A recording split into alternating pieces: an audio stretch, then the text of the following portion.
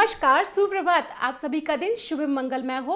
स्वरूप आयुर्वेदिक क्लिनिक के रोजाना के सुविचार के पथ्य अपथ्य की इस श्रृंखला में आज दिनांक 23 मार्च 2021 को हम आपके सामने लेकर प्रस्तुत हैं हमारे इस वीडियो में, जिसमें हम आपसे बात करेंगे संधिगत वात अर्थात जो है जोड़ों में दर्द होना या घुटनों में दर्द होना या जिसे कि ऑस्टियोआर्थराइटिस कहते हैं। और इसमें रोग में क्या पथ्य है और क्या अपथ्य है, यानी कि अगर किसी को घुटनों में दर्द हो या ऑस्टियोआर्थराइटिस रोग हो जाए तो उसे क्या सेवन करना चाहिए और क्या सेवन नहीं करना चाहिए। साथ ही साथ हम इस वीडियो में ये भी बात करेंगे कि हम क्या करके, क्योंकि एक ये डिजेनरेटिव डिजीज़ होती है, तो हम क्या करके जो है पहले से ही प्रिकॉशंस ले सकते हैं जिससे हमें ये रोग ना होने पाए। तो चलिए आइए जानते हैं इस रोग के बारे में थोड़ी सी डिटेल में। देखा जाए तो ये जो ऑस्टियोआर्थराइटिस यानी कि संधिगत वात या जोड़ों का दर्द है, ये एक बेहद आम समस्या बनती चली जा रही है उसकी। और पहले के टाइम में जहाँ कहीं हम लोगों को ये सिर्फ ओल्ड एज में देखने के लिए मिलती थी या बहुत कुछ लोगों में प्रौढ़ावस्था में वेट गेन की वजह से या कोई एक्सीडेंटल हिस्ट्री की वजह से देखने को मिलती थी, वहीं आज ये समस्या हमें प्रौढ़ावस्था में तो बेहद कॉमन है ही है, साथ ही साथ यंग एज वालों में भी जो है वो नी पेन की समस्या बहुत ज़्यादा कॉमनली देखने को मिलने लगी। और कभी कभी तो बहुत यंग एज के बच्चे भी सामने आते हैं जिन्हें नी पेन की दिक्कत होती है। ये बात अलग है कि पहले के समय में जो ये नी पेन होता था वो डीजेनरेटिव चेंजेस, यानी कि एक अवस्था पार करने के बाद हमारे शरीर में जो टूट फूट चालू होती है, उस टूट फूट की वजह से ये घुटनों में दर्द आता था, जिसे हम लोग कहते थे कि घुटनों के बीच में जो लिक्विड होता है वो ख़त्म होने लगता है, लिक्विड कम होने लगता है, उसकी वजह से समस्या होती थी। लेकिन आज के टाइम में चीज़ें बदल चुकी हैं। आज के टाइम में ये जो समस्या है ऑस्टियोआर्थराइटिस की, ये अपनी समय से पहले ही लोगों में देखने को मिल रही है। उन सब के कारण है न्यूट्रिशन की कमी होना, हमारा लाइफस्टाइल का बहुत हेक्टिव होना, चीज़ों का हमें एक्सेसिव यूज़ करना या फिर सेडेंटरी लाइफस्टाइल अपनाना।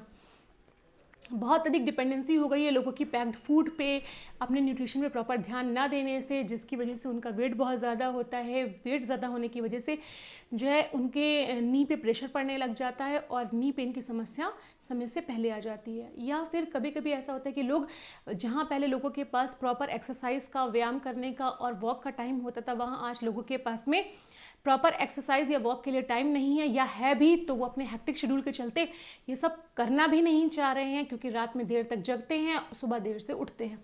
तो होता क्या है कि जिसकी वजह से आपके नी की मोबिलिटी धीमे धीमे कम होने लग जाती है। और ये समस्या हमें अपनी उम्र यानी कि जो कि 50 से 60 के बीच में देखने को मिलती थी, वहीं अब ये हमें 25 से 30 साल में या 30 से 40 साल की उम्र के लोगों के बीच में ज़्यादा जल्दी देखने के लिए मिल जाती है।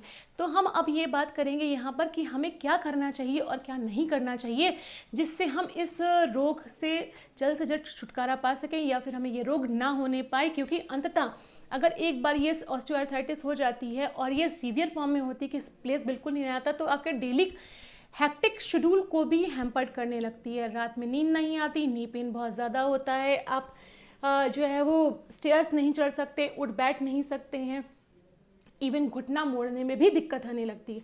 तो ऐसे में हमें क्या करना चाहिए वो हम जानेंगे और क्या नहीं करना चाहिए। क्योंकि लास्ट में ऑप्शन में फिर आपके पास नी रिप्लेसमेंट रह जाएगा, और नी रिप्लेसमेंट भी हर केसेस में सक्सेसफुल नहीं होते हैं। ये हम सभी जानते हैं, एक महंगी सर्जरी भी है, तो हर कोई चाहता है कि हम कोशिश करके इसको अवॉइड कर सकें। तो अब हम सबसे पहले जानते हैं कि क्या चीज़ें हमें नहीं करनी चाहिए कि जिससे हमें ये नी पेन होने पाए, और अगर शुरू हो भी गया है तो ये अपनी सीवियर फॉर्म में ना आने पाए। उसके लिए क्या करना है, सबसे पहले तो आपको अवॉइड करना है वात प्रकोपक आहार, मतलब ऐसा आहार जिससे कि वात दोष का प्रकोप होता है, ऐसे आहार को आप अवॉइड कीजिए। वो फूड में आपके आते हैं स्पेशली, जैसे आपका हो गया आप अरवी हो गया, आलू है, और बादी चीज़ें नहीं खाइए, बैंगन हो गए, और इस तरह की जो वेजिटेबल्स होती हैं उनको, फूल गोभी है, मटर है, इन्हें आप अवॉइड कीजिए। हल्का खाना खाइए जो कि सुपाच्य हो, ठीक है। आपको अत्यधिक स्निग्ध भोजन नहीं करना है, क्योंकि अत्यधिक स्निग्ध भोजन करने से क्या होगा, आपका वेट बढ़ेगा, और वेट बढ़ने से क्या होगा, नी पे प्रेशर पड़ेगा, और जिससे ये नी पेन की समस्या बहुत जल्दी ही सामने आ जाएगी। नी के घुटने का यूज़ बहुत ज़्यादा एक्सेसिवली यूज़ मत करिए। बहुत सारे लोग जिम ज्वाइन कर लेते हैं, और या फिर लंबी साइकिलिंग वगैरह का आजकल बहुत फैशन चल गया है। ठीक है, साइकिलिंग करना अच्छा है, बट एक्सेसिव करना किसी भी चीज़ की अति हमेशा बुरी होती है, तो एक्सेसिव यूज़ मत करिए आप नी का। अगर आपको हल्का बहुत भी नी पेन आ रहा है या आपकी एज हो चुकी है तो अवॉइड करनी है आपको नी पेन आने पे साइकिलिंग। आप नी पेन आने पे साइकिलिंग मत करिए, बल्कि प्रॉपर साइकिल ना चला के आप जो है वो साइकिलिंग वाली जो एक्सरसाइज होती है वो माइल्ड रूप में धीमे धीमे करके शुरू कर सकते हैं।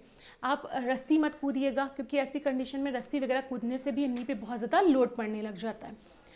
अगर आपको नी पेन आ रहा है तो उस समय पे आप इंडियन टॉयलेट का यूज़ मत करिए, क्योंकि कई बार लिगामेंट पे प्रेशर पड़ के लिगामेंट टियर वगैरह भी हो जाते हैं उठने बैठने में। तो कोशिश करिए कि यूज़ करें आप जो वेस्टर्न टॉयलेट होता है उसी का, अगर आपको नी पेन है तो। मैं यहाँ पे कह रही हूँ वैसे इंडियन टॉयलेट यूज़ करना ज़्यादा बेटर होता है, but don't use the Indian toilet if you have the knee pain उस कंडीशन में। एंड आप फ्रीक्वेंट यूज़ मत करिए स्टेयर्स का।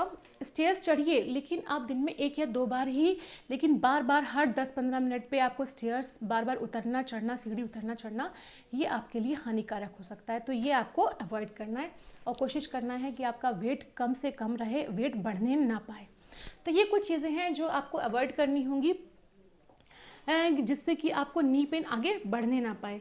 देन आपके लिए क्या पथ्य है? पथ्य है आपका इसमें नी पेन की कंडीशन में लघुहार और सुपाच्यहार, यानी कि जो ऐसा हल्का भोजन जो कि आसानी से पच जाता हो।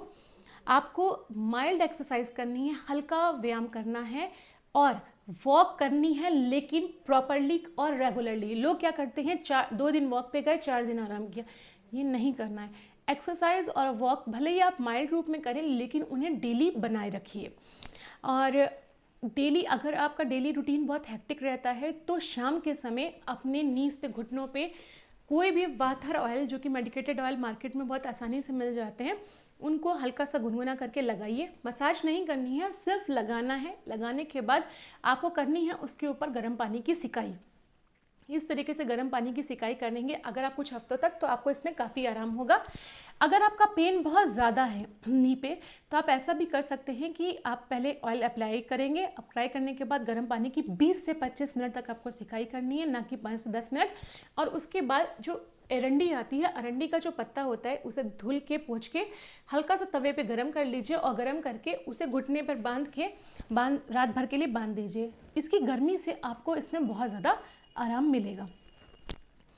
और अगर आपको हल्का बहुत भी कमर दर्द है घुटने के दर्द के साथ साथ, तो सिर्फ आपको घुटने की सिकाई नहीं करनी है, आपको कमर की भी सिकाई करनी है, क्योंकि कई बार जो घुटने में पेन आ रहा होता है वो लंबर प्रेशर की वजह से ज़्यादा होता है। और अगर हम कमर की सिकाई करते हैं तो हमारा ये जो है लंबर प्रेशर रिलीव होने से हमारे घुटने का दर्द आसानी से निकल जाता है।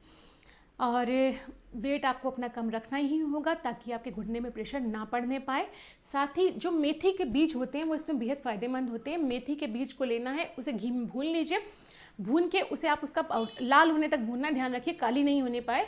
और उसका आप पाउडर बना लीजिए। उस पाउडर को 1 चम्मच ले लीजिए और गुड़ के साथ दिन में 1 या 2 बार सेवन करिए। तो ये मेथी के बीज घी में भुने हुए गुड़ के साथ आपके नी पेन के लिए बहुत ज़्यादा फ़ायदेमंद रहेंगे।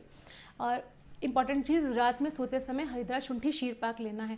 हल्दी क्या करती है? एंटी इन्फ्लेमेटरी होती है, एंटी एलर्जिक होती है। सौंठ क्या करती है? स्टिफनेस यानी शोथ को रिलीव करने का काम करती है, पेन रिलीव करती है। तो ये आपके घुटनों के लिए मिल्क, टर्मरिक यानी हल्दी और साथ में शुंठी यानी ड्राई जिंजर का कॉम्बिनेशन बेस्ट है। मैंने अपने कुछ वीडियोज़ में पहले भी बताया हुआ है। 1 गिलास दूध, 1 गिलास पानी, आधा चम्मच हल्दी, आधा चम्मच सौंठ का पाउडर, थोड़ी सी मिश्री, अगर आप नॉन डायबिटिक हैं तो डाल के पकाना है। तब तक पकाना है जब तक वो 1 गिलास ना रह जाए, और बस रात में गरम गरम आपको पीना है। ये लॉन्ग टाइम में कई महीनों तक यूज़ करने के बाद आपके जो जॉइंट पेन रहते हैं या नी में पेन रहता है उसको रिलीव करने में आपकी बहुत हेल्प करेगा। और सबसे एक इम्पॉर्टेंट चीज़, पुनर्नवा नाम की एक प्लांट होता है, ये ईजिली अवेलेबल हो जाता है हर जगह पर। बस आपको थोड़ी सी इसकी पहचान करनी है, जो कि गूगल के थ्रू आपको आसानी से पता चल जाएगी और आपके घर के आसपास लगा ही रहता है। पुनर्नवा का या तो क्वाथ बना के लीजिए, पुनर्नवा की जो मूल होती है, जड़ होती है, उसका क्वाथ बना के लीजिए, या फिर पुनर्नवा को शाक के रूप में सब्जी बनाकर भी कुछ लोग खाते हैं, वो करिए। ये स्वेलिंग रिड्यूस करने का काम करता है, जिससे नी पे प्रेशर बहुत जल्दी रिलीव हो जाता है। तो कुछ छोटी छोटी सी चीज़ें हैं जो हमारे घर के आसपास हैं, हमारे घर के अंदर है, यह हमें पता तो है, लेकिन कब क्या करना है ये नहीं पता होता। तो हम उन्हें फॉलो करके आसानी से उन बीमारियों से जल्द छुटकारा पा सकते हैं या उन बीमारियों को बढ़ने से रोक सकते हैं। तो मैं फिर से कहती हूँ, सिर्फ इतना करना है, अपनी दिनचर्या बदलनी है और आपको स्वस्थ रहना है, और उसके लिए जुड़ना है आपको हमारे दिनचर्या के सुविचार के पथ्य की श्रृंखला से। धन्यवाद।